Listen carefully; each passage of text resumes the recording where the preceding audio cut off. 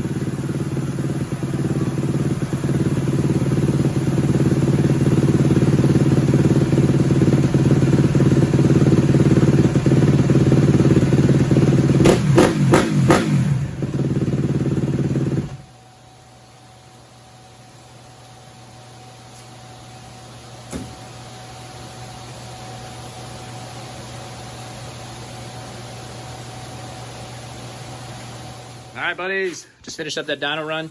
I got all the data collected, and I'm going to show you through that real quick. So, right here, that in green is the last dyno pull that Suzuki made. It's one of the best pulls it made. Once they get up to temperature and the oil temperature gets up, they usually make the most power. And the very last punt run there was a little bit less consistent. It had some peaks and valleys, but they're about the same peak. So if you click here, you look up there, it's about 37 horse right now. That's actually better than we got yesterday by a little bit. I did make sure that I got it really up to temperature today, so that's probably what we're seeing here. The red line, that is a Husky 250F 2020 that has a full FMF system on it, as well as a Vortex ECU mapped by Twisted Development. It was running pump gas, both bikes are. As you can see, the Husky makes considerably more power, and obviously peaks very high. That was one of the best runs that Husky laid down. We had a couple of runs that didn't quite do this little area here, but that's a little bit temperature based as well and mapping based with temperature. So as you can see, way down low, the Suzuki is considerably better, massively. So if you look at the torque curve here, the difference there is 14.9 versus 16.5. So that's all 1.6 foot-pounds of torque. That doesn't sound like a lot, but in this motocross world, 1.6 foot-pounds of torque is massive because, as you can see here, that's the difference there. Well, guess what? The Husky, way up top, where it's making 4 more horsepower, is only, if we look here at the torque values, 17.3 versus 15.7. So not even 1.5 foot-pounds better. Now it is way out here where it's making considerably more power. Let's see here. It is at, let's see real quick, 14.6, 16.29. So about 2 foot-pounds better, way up top. However, 1.5 foot-pounds is the difference between a fast bike and a slow bike. The difference is that on the Suzuki, it comes in very early. Okay, so the torque is down there. And as you can see, the peak kind of comes up, flattens out, very flat torque curve. Beautiful, easy to ride torque curve, but not exciting. And then at the top, it starts to fall off a little bit more than the Husky does. And of course, that's where your power doesn't pick up. So on this dyno, this Husky made right here is about 41 horsepower right there. Right here is right at 39.9, so 40 horse. The Suzuki made 37 as an absolute best, and if we take that little peak out of it, on average, it's above 36. That's 36.5, almost 37. That's about 36. So that's about where this bike's coming in at with a full yoke system, stock tuning, stock everything else. We're going to pull these airbox covers off, and we will compare that here in just a second. All right, boys and girls, as you can see, we pulled the side covers off. There's not a lot of inlet area there. There's a little bit more here than you have with the side panel, so that is it is an improvement. You don't quite have the snorkels, so if the snorkels play a role, then we're going to see that. And as you can see, they do already have some inlet area into the back, which is accessible through the fender here. So the bike does have that at its disposal. Those aren't very large, but it is there. And then underneath the seat, it's hard to see, but there's area underneath the seat, and there's actually a volume there. The seat picks up. So there's actually air able to get in here and here right now with this combo without the side panel. So there's a lot of inlet area here. We'll see if this makes any change in the data, and then we'll move on to some other changes.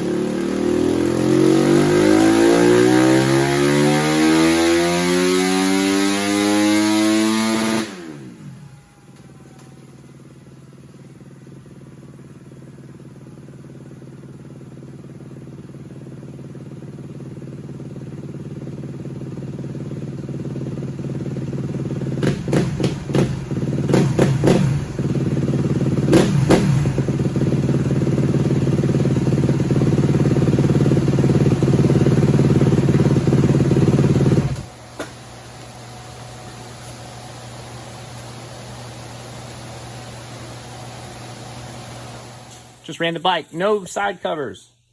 I can already tell we did pick up some gains. I don't know how much, but it does look like the curve's a little bit better. So let me go to my history log, get rid of some data here. So we did 8, I don't remember, it was 5, let me see, 7 and 6. Those are the last 4 runs we just did. Okay, as you can see, they overlay really well. The red line would be the very first pull before oil temperature came up, which would be, I believe, 5. So we'll X that off of there. And as you can see, these overlay extremely well. The data actually smoothed out without those panels on there. You don't normally see that. So that's very interesting to me. So all the same, we're going to go with the best one, which really they're all the same, but we'll call that 8. And we're going to compare back with the last run. So there it is. With side panels on is in red. With side panels off is in green. Down here at the bottom, there's feasibly a small loss. okay? That is a very small amount, but it is measurable and it was consistent, as you could see in those previous polls. However, nobody really rides a bike down here, at least at wide open throttle. That's the important thing to note about dyno charts is how you ride it on the track. So nobody really rides down here at wide open. Up here, there's maybe a small difference there, although not major. That's very, very minor, right? You can't barely tell. But up top, there's measurable improvement. Not a lot, but there is measurable improvement. So right here at that point, there's a 0.75 horsepower improvement, and that kind of carries through. At absolute peak horsepower, right here, they're almost the same. It's off by about 0.25 of a horsepower in the previous setup. So is this going to go win you races? No. But is it something you can do? Can you cut some holes, add some holes, improve the airflow?